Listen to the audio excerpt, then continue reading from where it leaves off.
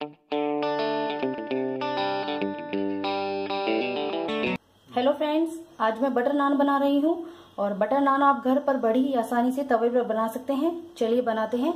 सबसे पहले 2 कप मैदा लीजिए, हाफ कप मैंने दही लिया है, हाफ टी स्पून मैंने मीठा सोडा लिया है, 1/4 टीस्पून मैंने चीनी ली है, हाफ टी स्पून मैंने नमक लिया है, जीरा, half tea spoon baking powder,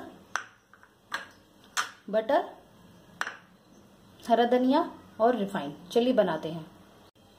मैंने मैदा लिया है, इसके अंदर आप मीठा सोडा डाल दीजिए, बेकिंग पाउडर, चीनी और दही,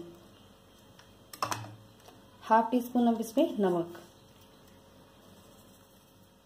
अब इसको अच्छे से मिला लीजिए।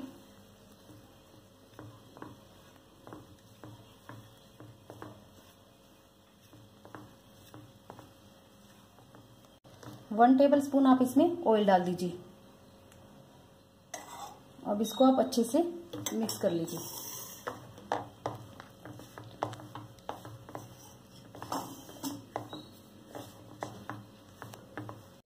देखिए आप ये अच्छे से मिक्स हो गए हैं। अभी आप इसका पानी, आपको थोड़ा सा गुनगुना पानी लेना है। इसमें आप ठंडा पानी मत लीजिएगा और इसमें आप थोड़ा थोड़ा पानी ऐड करके इसका एकदम सॉफ्ट डो तैयार कर लीजिए। आप पानी एकदम ऐड मत कीजिएगा, धीरे धीरे करके ऐड कीजिएगा इसके अंदर।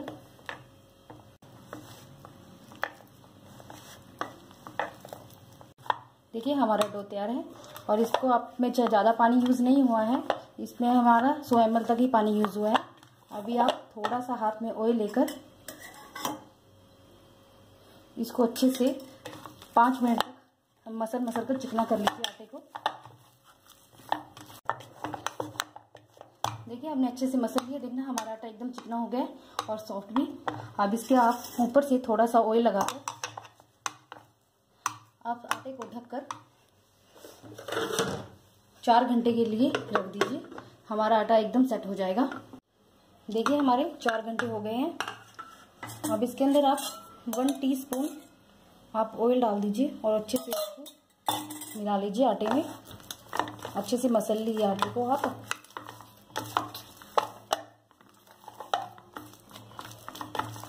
देखिए हम अब एक लोई लेते हैं।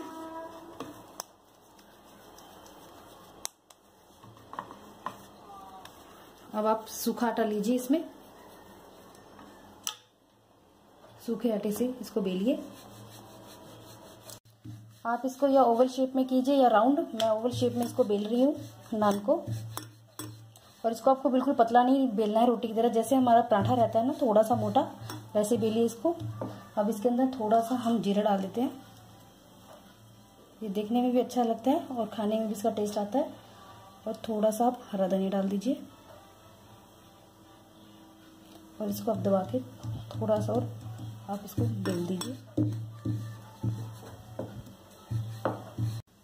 अब आप इसको पलट दीजिए और पलट के इसके ऊपर थोड़ा सा पानी लगा दीजिए चारों तरफ अच्छे से। अभी हमारा तवा भी गर्म हो गया है। अब आपको जिसमें हमने पानी लगाया जिस तरफ से, वो आपको तवे पे डालना है उसको। और अपनी फ्लेम को आप मीडियम कर लीजिए। ये बबल्स आ गए ना, देखिए आप, ये थोड़े से बबल्स आ गए इसमें। तो आप इसको उल्टा करके मीडियम फ्लेम पर इसको आप ध्यान से चारों तरफ सेकिएगा।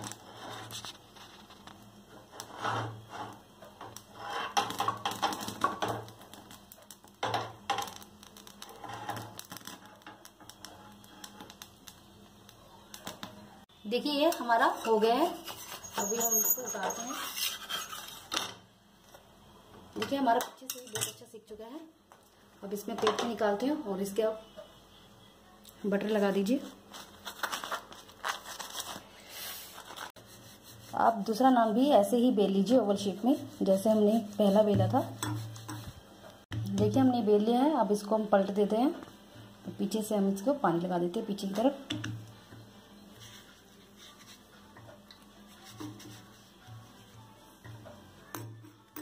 अब इसको आप तवे पे डाल दीजिए।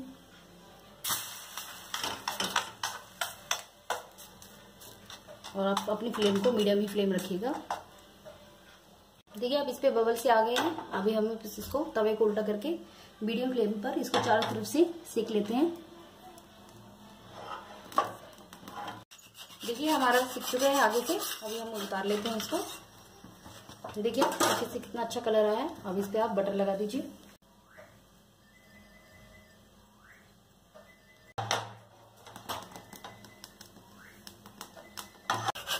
देखिए हमारा ये आगे से सीख चुका है। हम पीछे चेक करते हैं, अच्छे से हो गया। अब इसको हम निकाल लेते हैं।